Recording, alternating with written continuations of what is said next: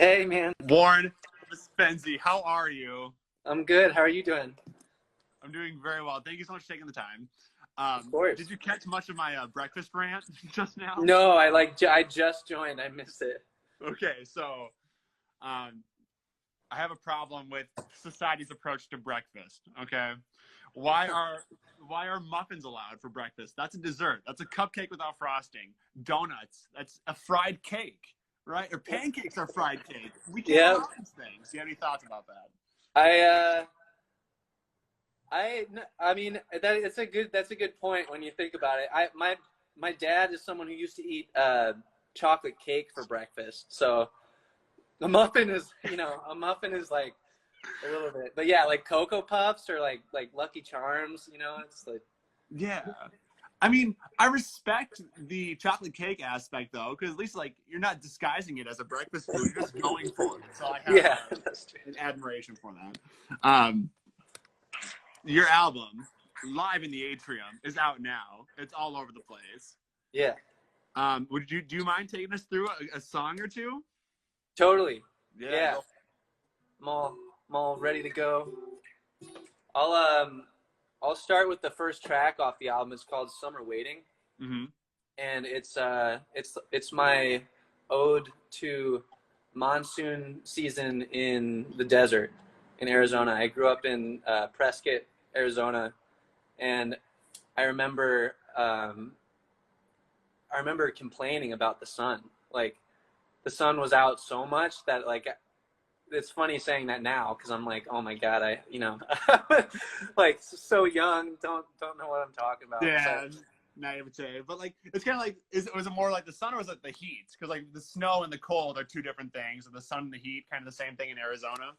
yeah. I think it was just like the lack of, and it wasn't even that much, but it was like the lack of change. You Okay. know, when it's the same thing, no matter what it is, I guess over and over, you get sick of it. So the days where it would rain and we'd have these tremendous thunderstorms were like a special occasion. That an excuse to stay inside. I've heard people call it a soft day when it's Oh. which I kind of like. I was like, that's like the feeling I get though when it rains. It's I don't know, it just feels soft. I love it. Well, go for it when you're ready. We're super stoked. Yeah.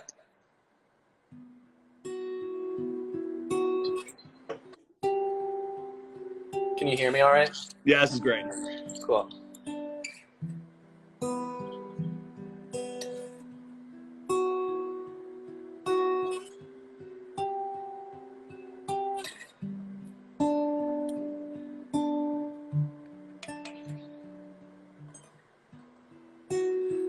Breathing soft rain.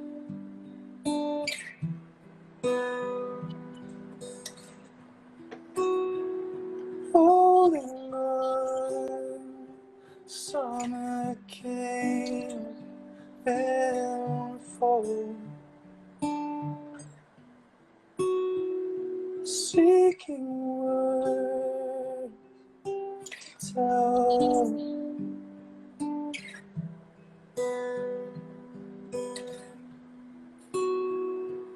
Passing time we knew so well. Summer waiting, but in the elegance, call the waiting stone. Fall is fading past between the episodes of ages born to go.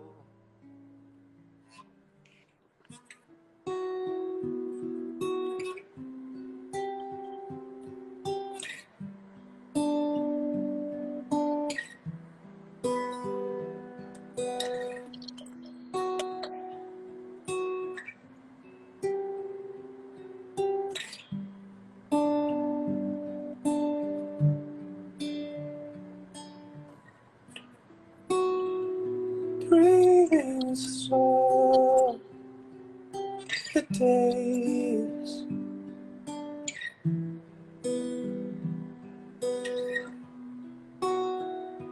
Holding on to all the ways we've loved,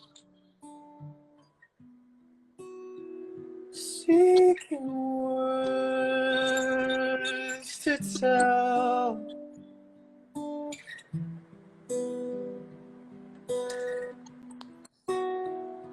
Acts of wine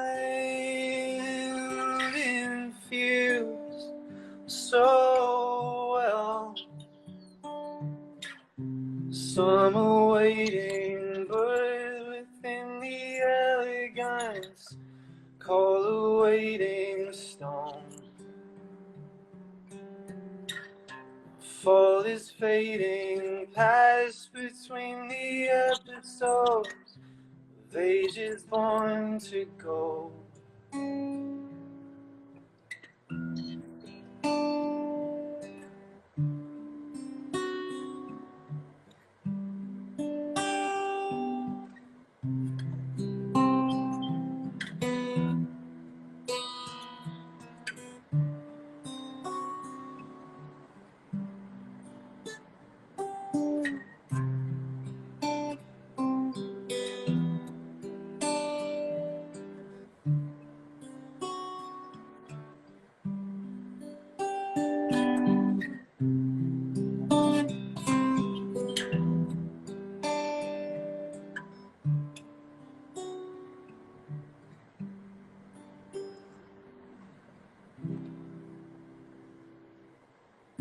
Some are waiting, but within the elegance, call a waiting stone.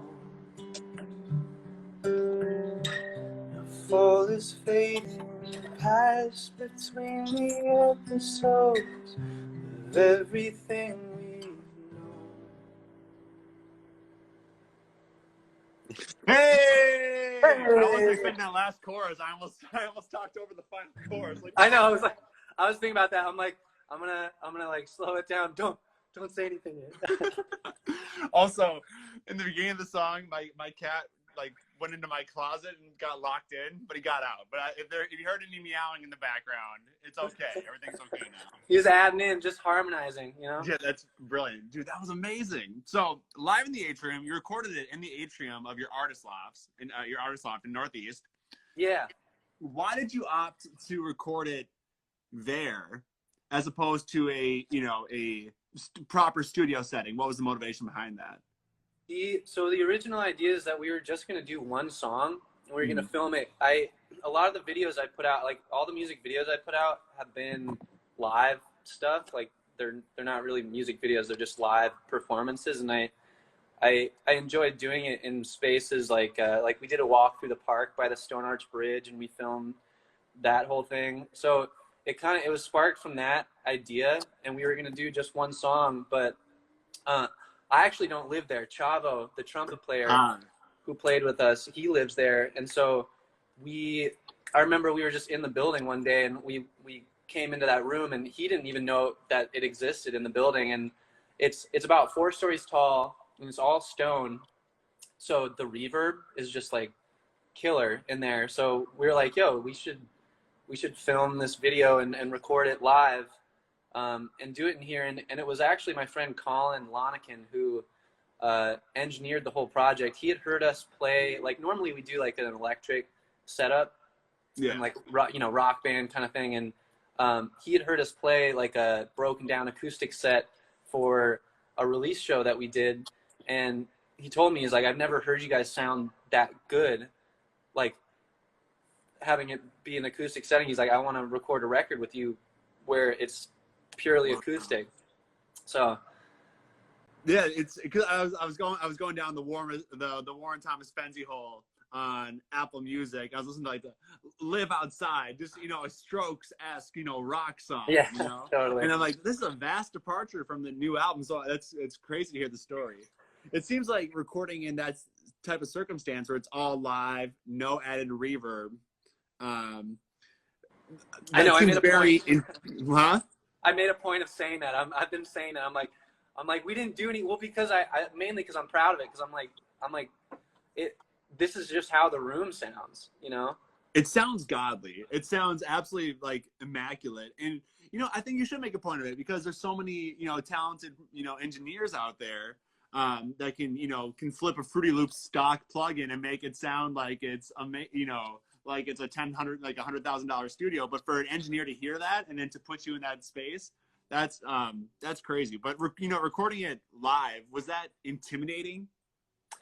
Yeah, 100%. 100%. Because, I mean, I'm such a perfectionist that I, like, the stuff that we'd done, I had never done live tracking, period. Like, all the stuff I had released previous to that, either I would play most of the instruments or we would layer them and people would do it singularly. So committing to, especially with vocal takes, like, I'm like, you know, it's one thing to play with a band, but then also like we had to keep the vocal take because that was just it. There's no overdubs. That was definitely intimidating, but I think through the process of recording the record, it gave me a lot more confidence in our ability to do that. Cause you know, my head immediately was like, well, what if we what if there's like little mistakes in every single take?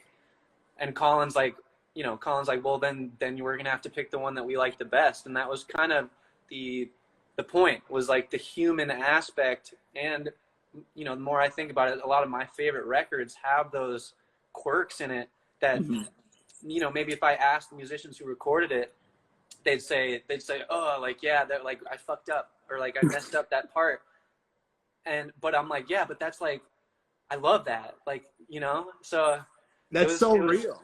Yeah. Man, that is, I just, this whole project, the more I get into it, and just the vast departure from your standard to like the whole recording method, it's phenomenal. So do you want to play another song from it? Yeah, sure. I'll play another one from the record. And this one we actually released before this record as like the produced version. It's called Sunday, and it's my ode to allowing myself one day a week to like not worry and obsess about things. So Sunday. How biblical of you. Yeah. I know, it's not like religious. It's just like Sunday just kind of has that vibe already. Like, you know, people are just like, okay, like if things get done, great. If they don't, it's cool. Monday is tomorrow, kind of thing, you know. I love it. Yeah. So here we go. Oops. The human aspect. What's that? The human aspect. Yeah, exactly. Wait a second. Wow, how am I'm forgetting the chords. It's muscle memory, dude. I feel it. Oh, there we go. Okay. All right. I love it.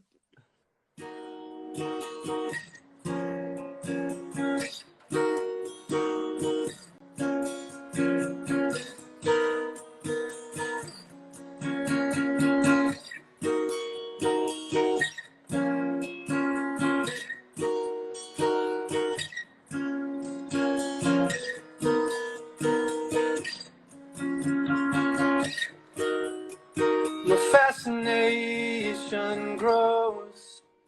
You pollinate my mind. Oh, holy rose, no, I've been thinking I'm falling. It's because I'm calling a friend who opens wide.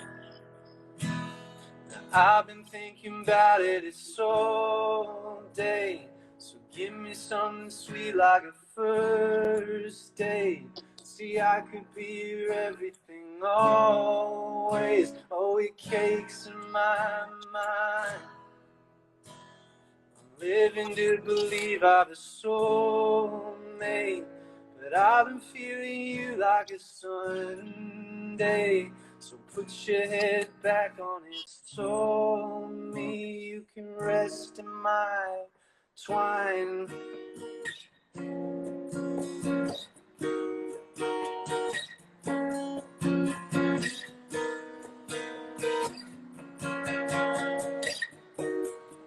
in less than evident folds.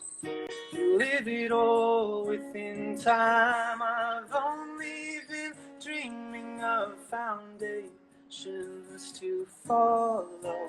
I'm waiting, I'm calling.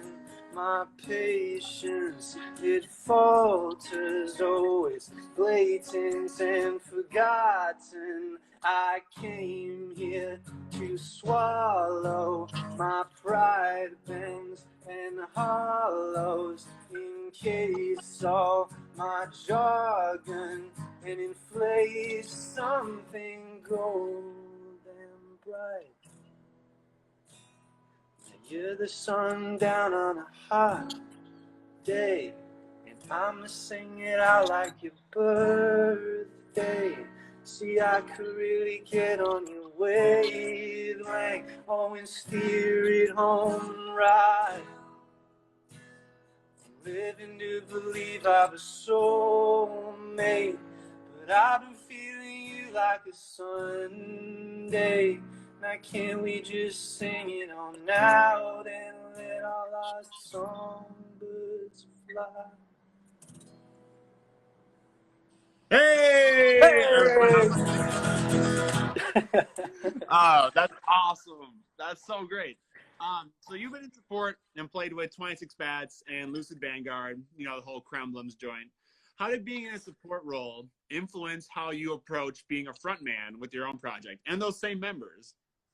Yeah, it's influenced a lot of how I do it as a leader. I think I've learned through being, I mean, I've been in so many different groups, even past Kremblins, that I've just witnessed the way people lead, and I've noticed the things that I like and the things that I don't like about people that lead their own groups. So I think it's really given me a good idea of how I want to, well, one, how I want to approach the music, but also how I want to approach the way I treat the people in the band and the community that I want to create.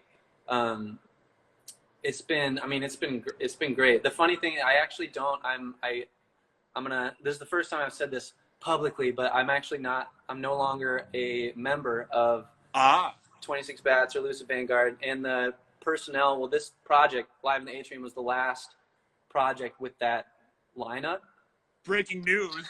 Breaking news. Yeah. I doubt anybody cares. Hey, I care. I love you all. Yeah. No. Yeah. I love your focus on leadership. I saw a quote, I think it was like from the Northeastern, about how everyone looks to you and you set the tone. Who's your favorite front person of all time? Of all time, you know, this is probably going to sound relatively stereotypical, especially for this part of the country, but I'd say Bon Iver is a huge influence, only because, well, one, I love the music, but I also, mainly because I know people who work with Justin, and I have never heard anything bad about his leadership skills. Like, every time I talk to someone, they're like, yeah, man, he just treats everybody so well. Like, he just sets them up. And that's really inspiring to me, one, because, I mean, the music is amazing, but, like, people want to stick around. I think I've been selfish long enough that I'm, like, realizing, kind of getting the tail end of that. Like, when I'm in a situation as a side person and the leader isn't, I guess, treating people as well as I think that they should, I know how that feels. So that to hear about an artist that I really look up to musically, who also seems like they're a really good person and they treat their members really well with respect, and it's an equal playing field, that is really inspiring to me. Because as a leader, like, it sucks so bad when you get the vibe that people don't want to be there. Yeah.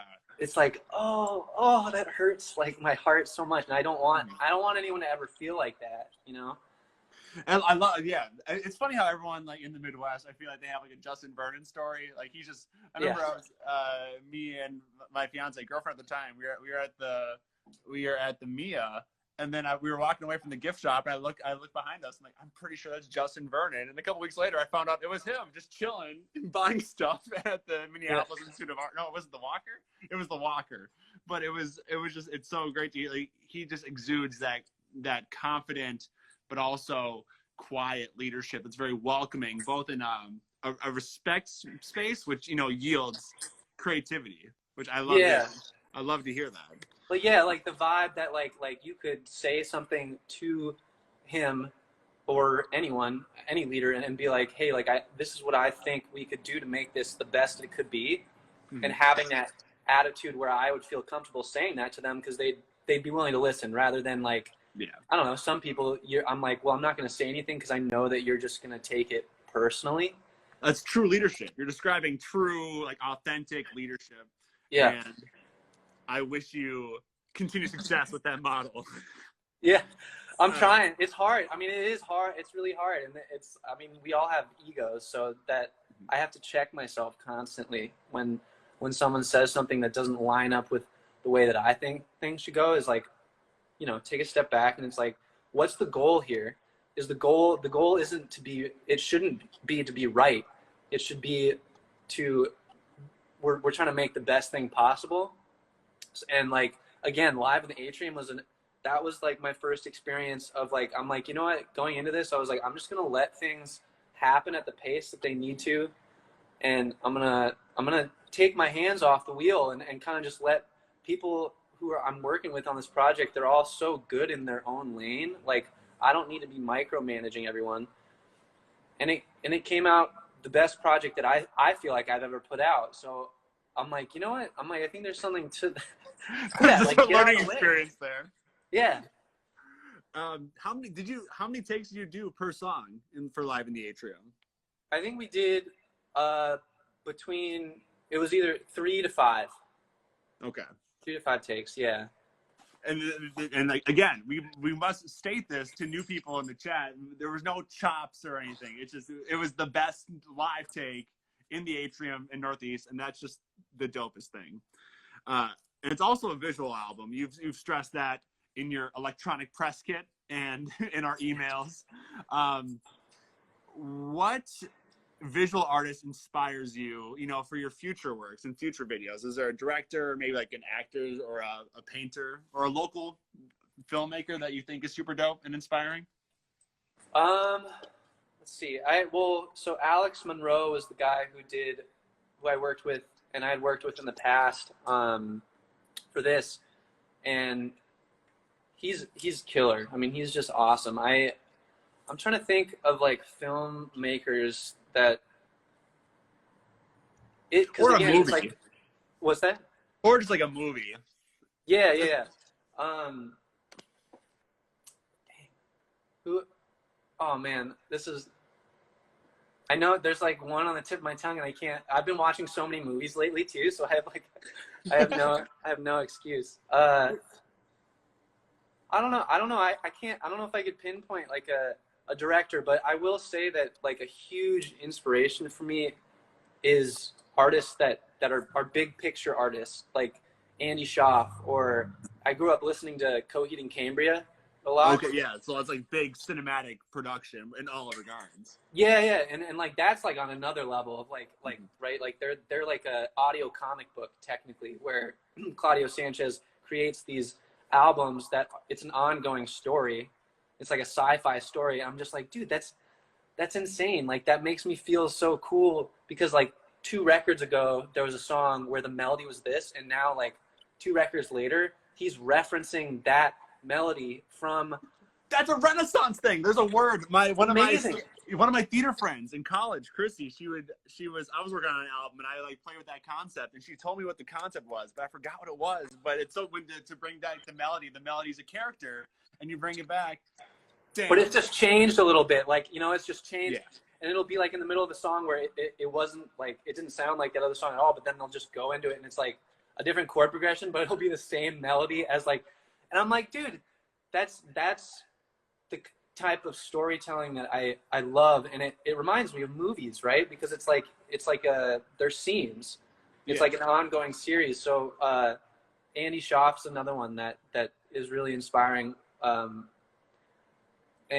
they create albums as a whole. That I think that really excites me, and that was kind of the idea, was that like there's not like a thorough storyline to Live in the Atrium, but I was like, you know what, if we're gonna film 4 of them, and then I made the 3 other videos, which were like the more collage ones, which is the ones that I recorded with Delphia Cello Quartet, is that I was like, I want to put it out, one out every week, and it's going to be like episodes to a TV show, and especially at this day and age, it's like that made more sense, because we all, and even, I mean, we all, I have such a short attention span that like, here's a little piece, here's a little piece of food.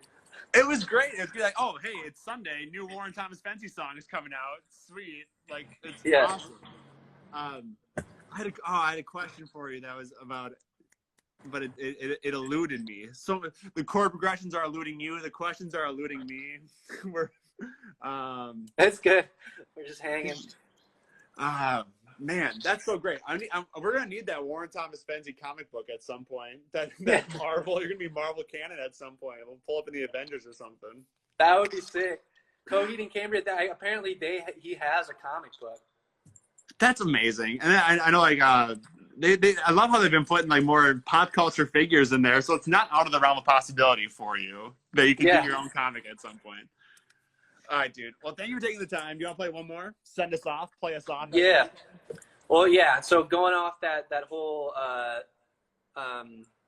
what is it, like, concept piece recording, this next record, we were actually in the middle of recording with Colin. Colin has a new studio in his house, and he's calling it the Swamp, and he put all this work into it, and we were out there recording. We got 4 songs so far, but I have like 30 plus songs right now that are, I'm trying to figure out how to piece them together to tell this story with specific characters.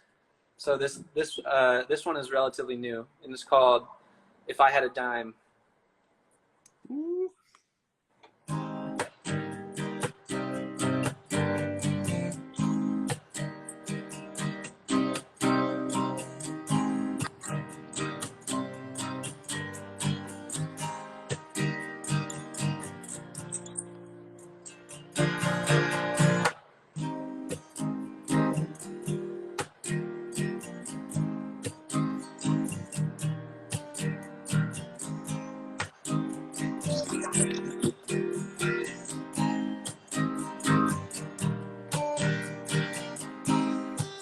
Hey, Paulie, I think there might be something wrong with me. Too many stains, just like an old sheet hanging out in the breeze.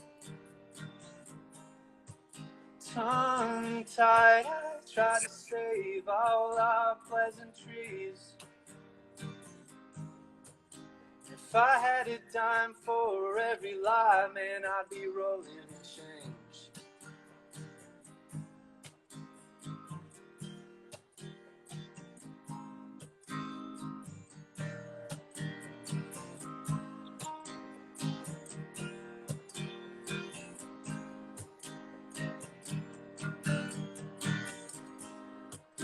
Hey, Paulie, I think there might be something really wrong with you.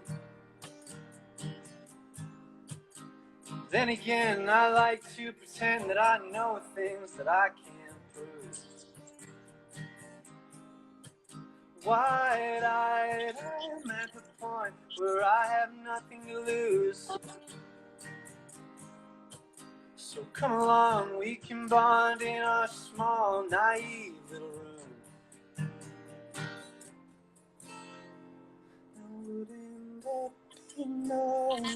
Wouldn't that be nice for a change?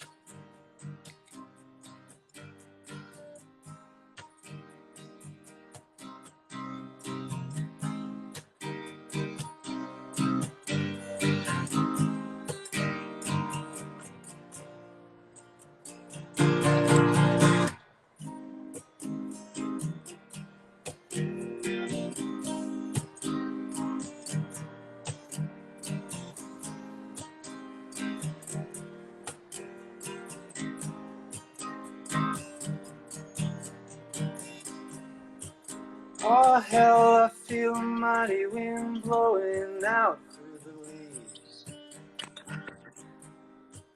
You spilled it out, took it back, such a half-assed apology. Tongue-tied, I tried to say all those things that I mean. If I had the time, I'd sew up all of my open seams. Wouldn't that be nice? Wouldn't that be nice for a change?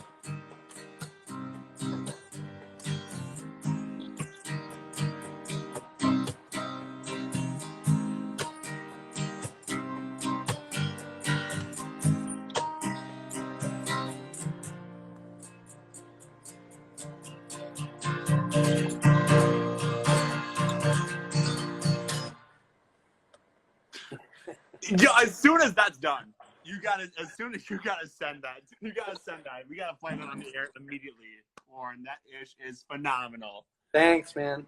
Man, thank you for blessing us with your time. This is 32 minutes long. We were going for it today. Yeah. Let's do it. Dude, can't wait to see you in person soon. Thank you so much for taking the time. Let me know if you need anything, all right? Of course. Yeah. Thank you so much for doing this. This is awesome. Man, the pleasure is ours. Talk to you later, all right, Warren? All right. Peace. Holla, dude.